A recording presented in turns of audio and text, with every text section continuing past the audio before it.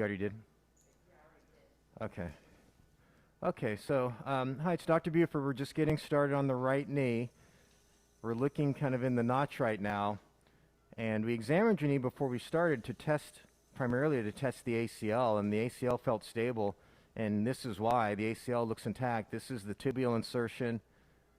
If I rotate the camera a little bit, we can look up and see as it goes back into the notch. You can see there's some extra tissue here.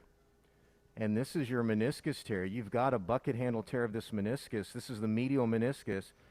You can see how it's kind of flipped up and blocking your knee motion here. So the first step, hold the camera right there, please, is we're going to try and reduce this for you.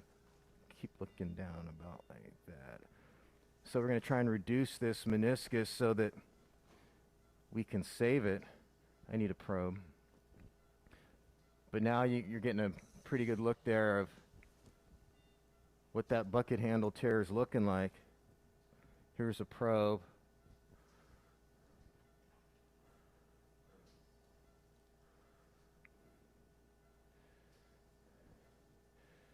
Table down just a little bit, please. And we're just trying to get a sense of where the tear stops. That's great. Looks like right about there.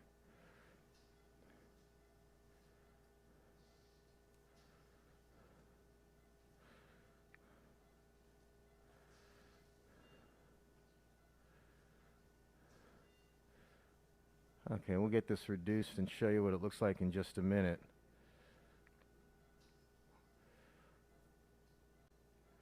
Okay, so now we've got this meniscus reduced.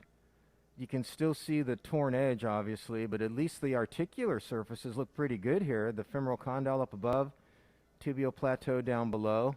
I'm very glad that we're going to be adding platelet-rich plasma, our orthobiologic, to try and get this to heal more, because we're going to really use every trick I can think of to save this meniscus for you. I'm going to work with the probe here on the reduction a little bit, and then we'll get to work on fixing this. I think you can see here that the tear basically stops right there. Okay, this is normal meniscus anteriorly, but that's really the only part of it that's normal. So we've got to start securing this meniscus.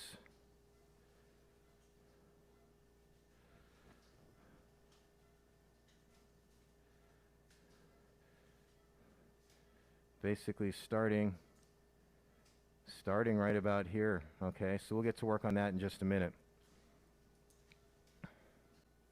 Okay, here we are placing our implant. We'll place this all the way down like that.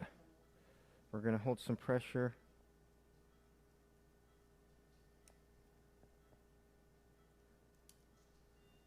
And then when we pull the needle back, we'll have a suture that'll be visible. There it is there.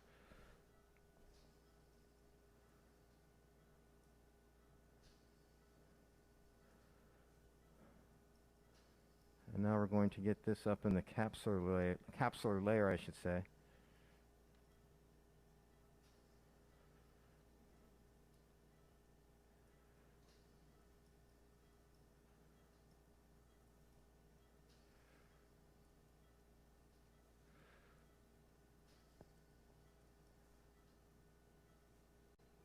Okay, so there's the first stitch. You can see how it crosses right at the meniscocapsular junction. Okay, so we've now got two sutures, and we've got a combination of a vertical and a horizontal mattress.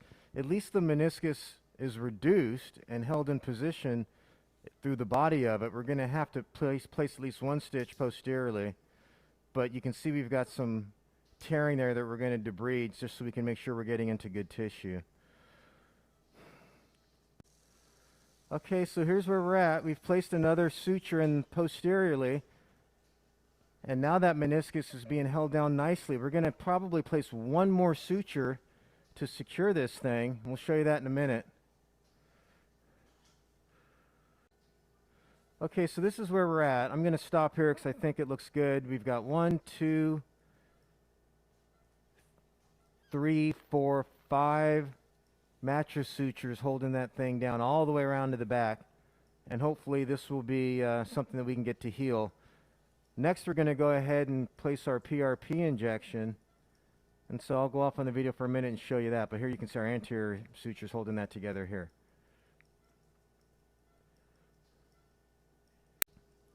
It's just an example showing you our 25 gauge needle going into the capsular tissue.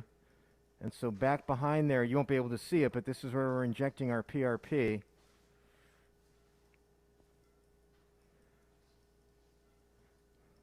And the last little bit, I'm going to turn off the pump, open the drain. You can see the fluid's now draining out. And that last little bit we'll just leave in the compartment here, just like that. So good luck to you now, okay? Bye-bye.